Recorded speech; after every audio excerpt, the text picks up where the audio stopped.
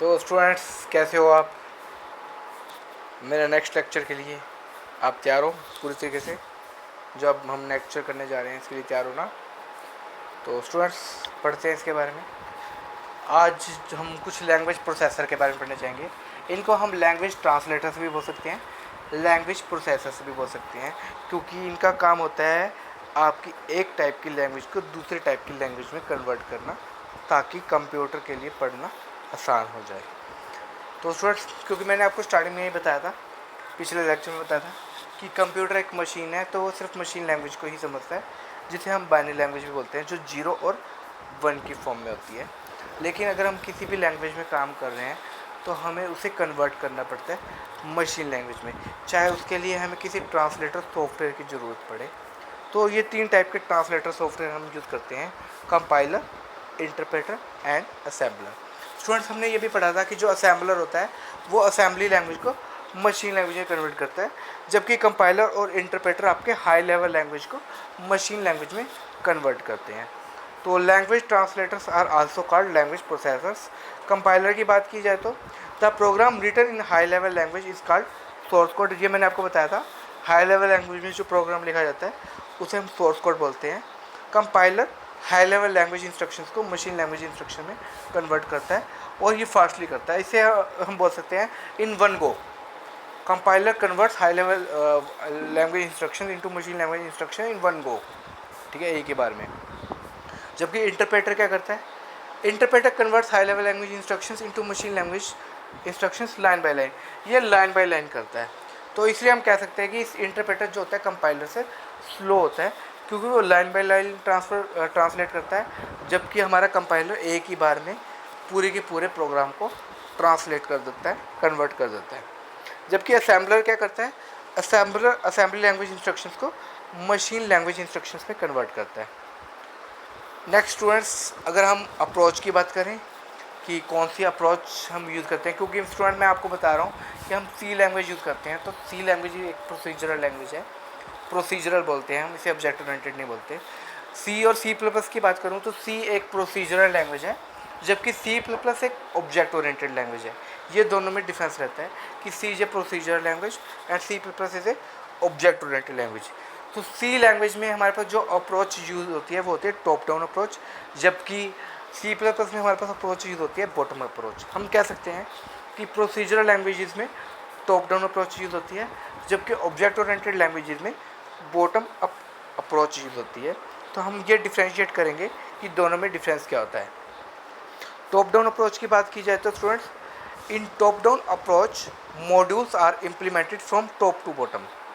तो top down approach में क्या होता है? जितने भी मॉड्यूल्स होते हैं आपके प्रोग्राम के, हमेशा वो इम्प्लीमेंट होते हैं टॉप से लेके बॉटम तक, जबकि बॉटम अप अप्रोच में modules are implemented from bottom modules to the top module. पहले उसमें बॉटम मॉड्यूल्स को इम्प्लीमेंट किया जाता है, उसके बाद टॉप मॉड्यूल को इम्प्लीमेंट किया जाता है।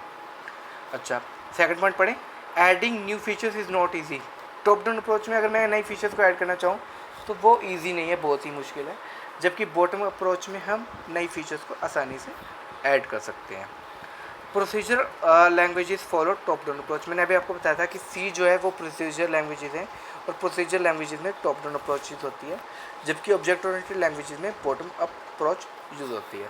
तो सी में तो आपकी टॉप डाउन अप्रोच यूज़ होगी, जबकि आपकी सी प्लस में बॉटम अप अप्रोच यूज़ होती है। Next, it is a function oriented approach.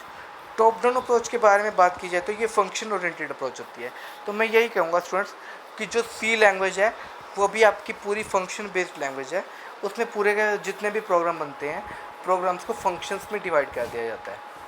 तो फंक्शंस का मतलब ही ये होता है कि एक बड़ी बड़ी प्रॉब्लम को हम छोटी छोटी प्रॉब्लम्स में डिवाइड करके अलग अलग सॉल्व करते हैं। तो हर एक प्रॉब्लम को जब हम सॉल्यूशन करते हैं तो उसको हम बोलते हैं फंक्शन। तो आपका पूरा प्रोग्राम फंक्शन से मिलके बना हुआ है, तो ये फंक्शन ओरिएंटेड अप्रोच है। जबकि बॉटम अप्रोच में डाटा ओरिएंटेड अप्रोच का यूज़ किया जाता है। इसे हम डाटा ओरिएंटेड अप्रोच इसलिए बोलते हैं क्योंकि इसमें डाटा सिक्योरिटी और डाटा हाइडिंग का विशेष पर्पस मतलब ध्यान रखा जाता है। आपके बॉटम अप्रोच में डाटा ओरिएंटेड अप्रोच इसलिए बोला है कि इसमें डाटा सिक्योरिटी फीचर्स से ज़्यादा होती हैं, डाटा हाइडिंग फीचर्स अच्छी होती हैं। Next students, what are the different steps in the development of a program. एक प्रोग्राम को डेवलप करने के लिए हमें क्या क्या स्टेप्स यूज़ करने होते हैं, ये सभी के लिए होता है। चाहे हम किसी भी लैंग्वेज में काम कर रहे हो, चाहे मैं C++ में काम कर रहा हूँ, विजुअल बेसिक में काम कर रहा हूँ, .NET में काम कर रहा हूँ, एक प्रोग्राम को लिखने के यही स्टेप्स होते हैं। तो सबसे पहला स्टेप तो यही होता है कि स्टूडेंट्स हमें प्रॉब्लम को समझना होता है कि प्रॉब्लम क्या है एक्चुअल में।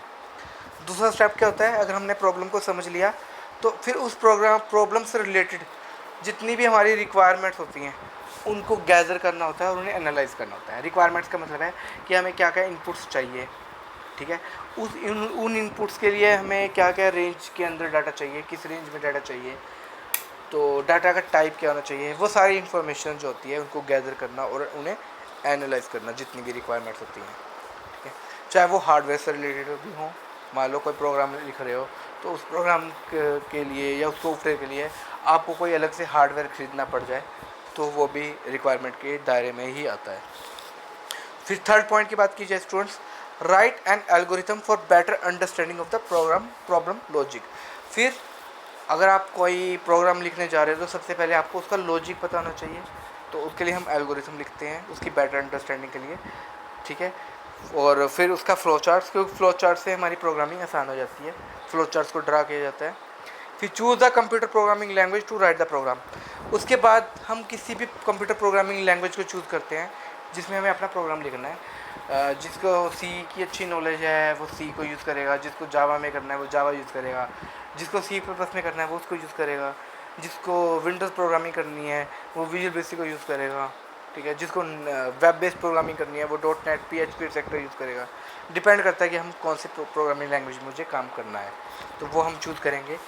उसके बाद प्रोग्राम को लिखा जाएगा, प्रोग्राम को कंपाइल या ट्रांसलेट किया जाएगा, और उससे अगला है फिर उस प्रोग्राम को हम एग्जीक्यूट करके देखेंगे। हम उस प्रोग्राम को डिफरेंट इनपुट्स के साथ भी टेस्ट करके देखेंगे, डिफरेंट इनपुट डाल के देखेंगे कि वो डिफरेंट इनपुट्स के साथ हमारा प्रोग्राम सक्सेसफुली चल रहा है या नहीं चल रहा। और लास्ट में प्रोग्राम की मेंटेनेंस ज़रूरी होती है कि प्रोग्राम को मेंटेनेंस ज़रूरी है। अगर कोई एरर आता है तो उस एरर को हम ठीक कर देंगे। तो स्टूडेंट्स ये हमारे कुछ बेसिक कंसेप्ट हैं जो किसी भी लैंग्वेज से रिलेटेड थे, जो मैंने अभी आपको बताए।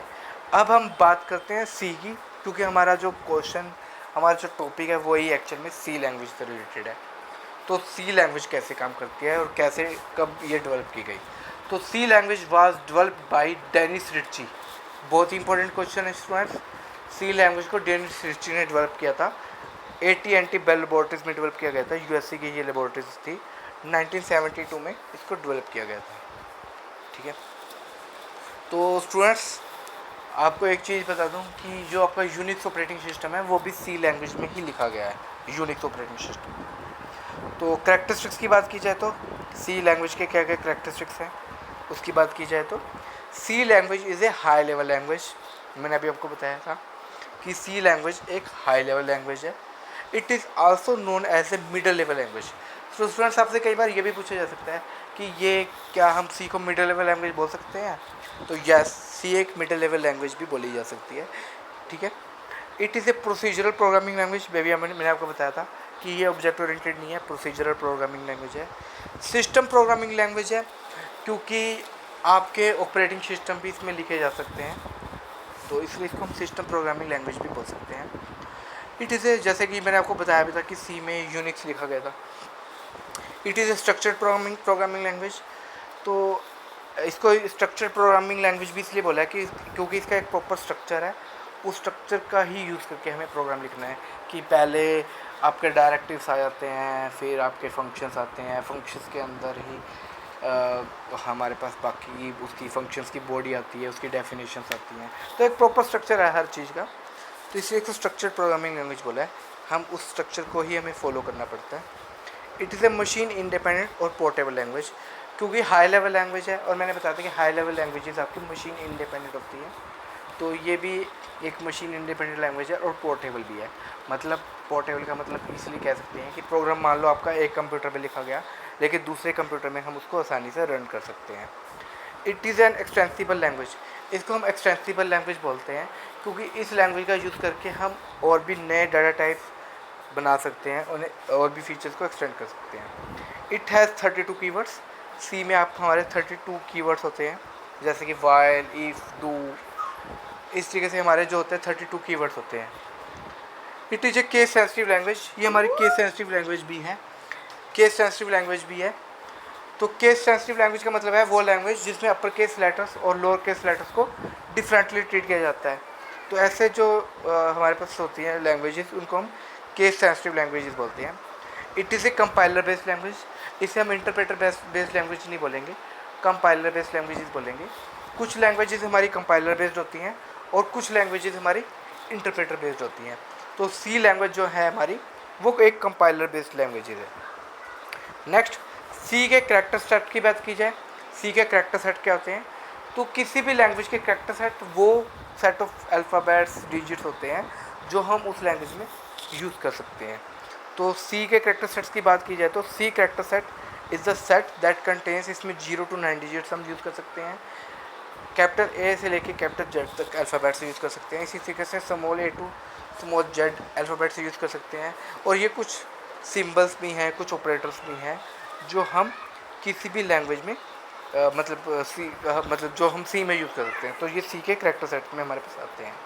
नेक्स्ट स्टूडेंट्स क्वेश्चन है कि टोकन क्या होता है? What is token? तो टोकन की डेफिनेशन पढ़ते हैं students. Token is the smallest individual unit in a program, मतलब आपका सी या किसी भी लैंग्वेज के प्रोग्राम में जो सबसे छोटी से छोटी इंडिविजुअल यूनिट होती है उसको हम टोकन बोलते हैं। चाहे वो कोई कीवर्ड हो, चाहे कोई आइडेंटिफायर हो, चाहे कोई ऑपरेटर हो, ये सारे ही हमारे टोकन्स आते हैं। ठीक है, मैं सेमीकोलन यूज़ कर रहा हूँ, वो भी एक टोकन है। मैंने कहीं पे लेस देन साइन यूज़ किया, वो भी एक टोकन है। मैंने कहीं पे इफ़ लिखा, वो भी एक टोकन है। मैंने कहीं पे कोई आइडेंटिफायर लिखा, जैसे रोल अंडरस्कोर नंबर लिखा, तो वो भी एक टोकन है। तो token is the smallest individual unit in a program. तो स्टूडेंट्स, टोकन को ही आगे हम आगे बांटे हैं। तो आइडेंटिफायर से एक एग्जाम्पल है टोकन का ही, क्योंकि टोकन तो कुछ भी हो सकता है, आपका प्रोग्राम का एक छोटा से छोटा पार्ट भी आपका टोकन हो सकता है। अब बात आती है आइडेंटिफायर्स क्या होते हैं। Identifiers refer to the name of variables, constants, arrays, structures etcetera.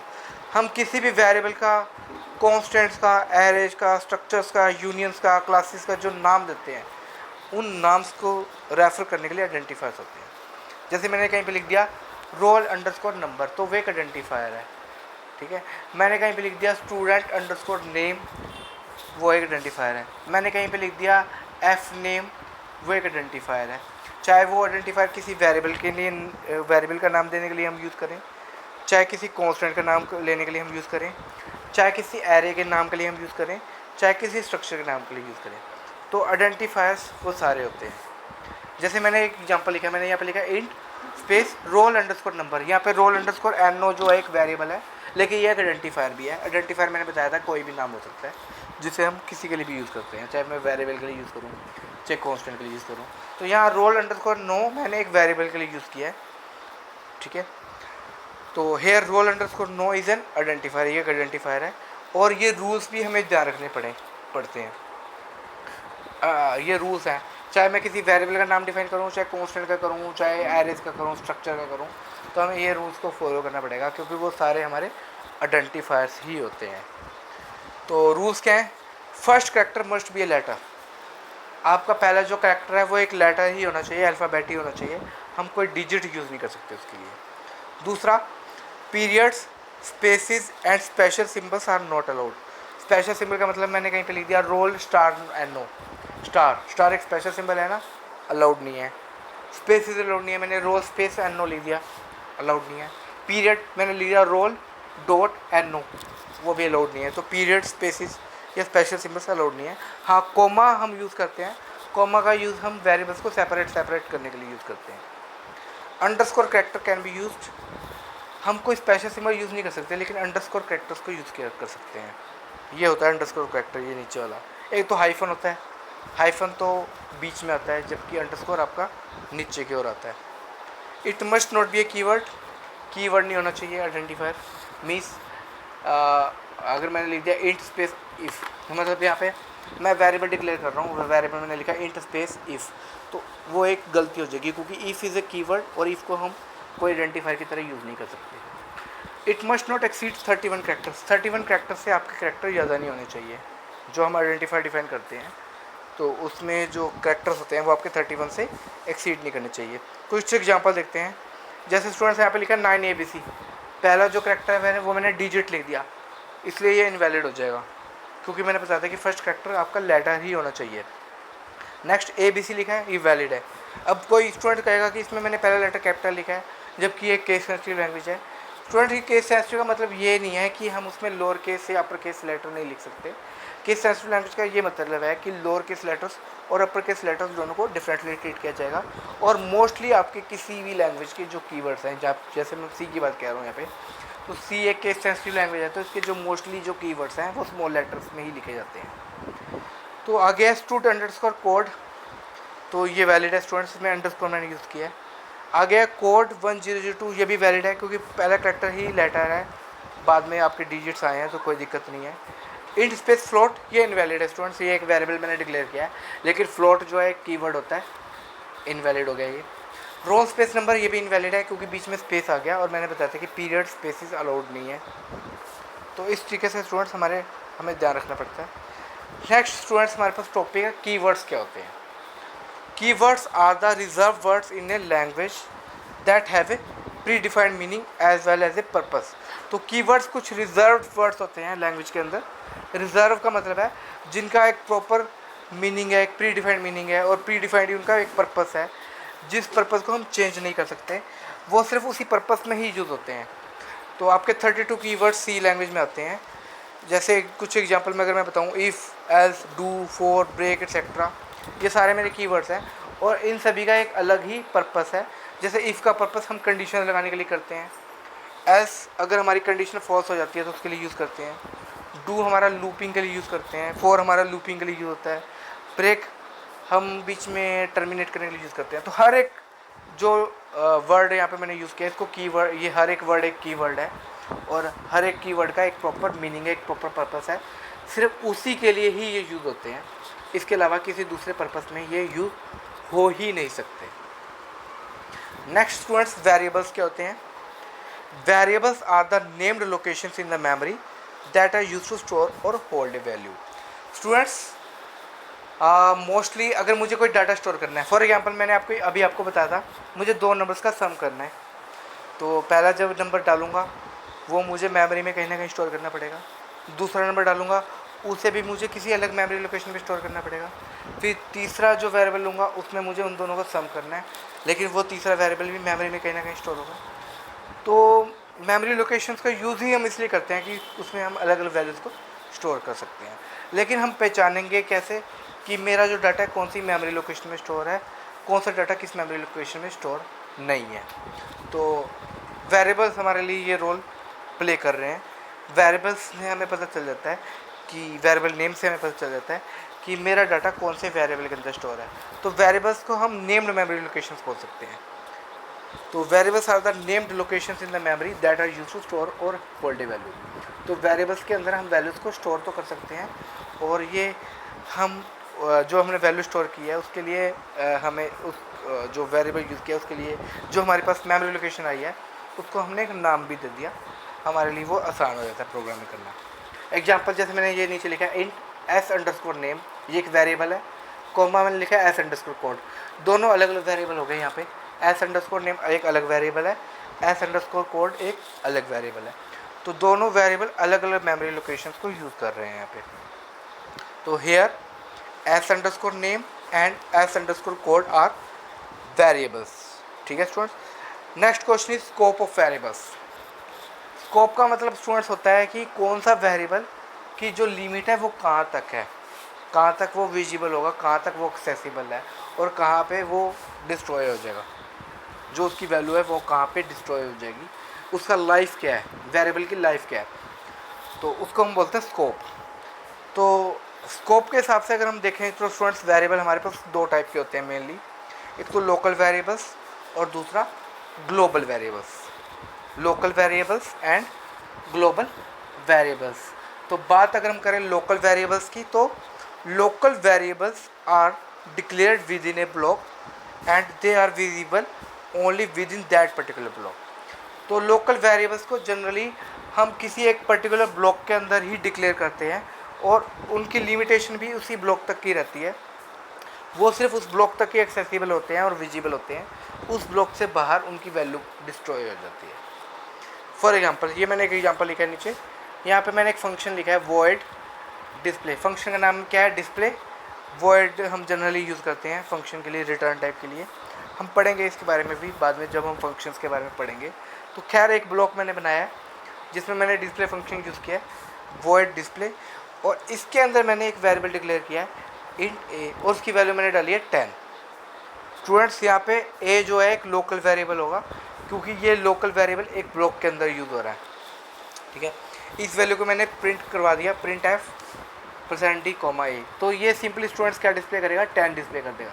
लेकिन स्टूडेंट्स मैंने ब्लॉक बंद होने के बाद मैंने ये कर्ली ब्रेसेस को क्लोज किया, उसके बाद भी मैंने प्रिंट एफ यूज़ किया और मैंने यहाँ पे ए की वैल्यू को डिस्प्ले करवा रहा हूँ। जबकि ए जो वैल्यू है, ए जो वेरिएबल है, वो डिक्लेयर हमने कहाँ पे किया? ब्लॉक के अंदर किया, मतलब ये लोकल वेरिएबल था, और बाहर इसको मैं डिस्प्ले करवा रहा हूँ। तो यहाँ पे मेरे पास कंपाइल टाइम एरर आएगा, कंपाइल एरर आएगा, क्योंकि वेरिएबल नॉट डिक्लेयर्ड वाला यहाँ पे एरर आएगा, वेरिएबल डिक्लेयर नहीं किया, क्योंकि वेरिएबल को ही हम डिस्प्ले करवा रहे हैं और उस वेरिएबल को हमने डिक्लेयर नहीं किया, क्योंकि उसको वो मिला ही नहीं। डिस्प्ले फंक्शन के अंदर ही वो यूज़ हो रहा है। जैसे ही डिस्प्ले फंक्शन के हमने कर्ली ब्रेसेस को वो क्लोज किया है, उसके बाद उसका कोई स्कोप नहीं रहा, वो जो ए वेरिएबल है वो डिस्ट्रॉय हो चुका है।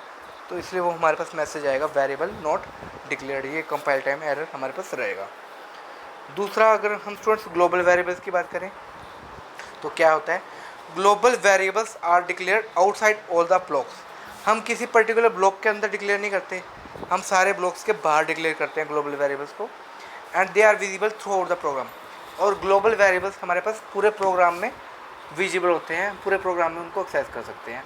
जैसे एग्जांपल मैंने यहाँ पे students int a equal to 20 लिखा है, और ये मैंने किसी ब्लॉक में नहीं लिखा, जबकि मैंने नीचे एक ब्लॉक मैंने बनाने जा रहा हूँ, एक फंक्शन बनाने जा रहा हूँ जहाँ पे मैंने लिखा वॉइड डिस्प्ले। इसके अंदर भी मैंने एक वेरिएबल डिक्लेयर किया इंट ए इक्वल टू 10, और उसको मैंने डिस्प्ले करवा दिया। तो स्टूडेंट्स, और फिर भी नीचे प्रिंट एफ को यूज़ कर रहा हूँ, या प्रिंट एफ का पी स्मॉल कर लेना स्टूडेंट्स, प्रिंट एफ का पी स्मॉल रहेगा प्रिंट एफ, और मैं नीचे भी ए की वैल्यू को डिस्प्ले करवा रहा हूँ। तो यहाँ पे लोकल वेरिएबल जो है, जो डिस्प्ले फंक्शन के अंदर यूज़ किया, वो तो ए है, या वो लोकल वेरिएबल है, और लोकल वेरिएबल की वैल्यू इसमें 10 है, वहाँ पे 10 डिस्प्ले करेगा। जबकि फंक्शन के बाहर मैं ए की वैल्यू को डिस्प्ले करवा रहा हूँ, तो वहाँ पे ग्लोबल वेरिएबल वाली वैल्यू को डिस्प्ले करेगा, मतलब 20 डिस्प्ले करेगा। तो ये डिफरेंस रहेगा। यहाँ पे कोई आपका एरर नहीं आएगा इस प्रोग्राम में, लेकिन जबकि इसमें आपका एरर आ रहा था पिछले जो हमने किया था। तो ये स्टूडेंट्स डिफरेंस ध्यान रखना। यहाँ पे आपका मल्टीपल डिक्लेरेशन वाला भी कोई एरर नहीं आएगा, क्योंकि एक तो लोकल वेरिएबल है और एक ग्लोबल वेरिएबल है। कोई मल्टीपल डिक्लेरेशन वाला भी कोई यहाँ पे एरर नहीं आएगा आपका। Next question is students, next topic is constants. अभी हमने जो पढ़ा था वेरिएबल पढ़ा था स्टूडेंट्स। वेरिएबल आपका दो टर्म से मिलके बना हुआ है, वेरी प्लस एबल। वेरी का मतलब होता है चेंज, चेंजेबल। तो वेरिएबल की वैल्यू आपके पूरे प्रोग्राम में चेंज की जा सकती है, ठीक है। तो जैसे कोई लूप चल रहा है, लूप में वेरिएबल में अलग अलग वैल्यू स्टोर हो रही हैं, तो वो की जा सकती हैं। जबकि कॉन्स्टेंट्स आपके वो डाटा आइटम्स हैं जिनकी वैल्यू को हम चेंज ही नहीं कर सकते। तो constants are the data items that never change their value during the execution of a program. Program के एग्जीक्यूशन के दौरान अगर किसी की पर्टिकुलर डाटा आइटम की वैल्यू आप चाहते हो कि चेंज ना हो, तो हम उनको कांस्टेंट बना देते हैं।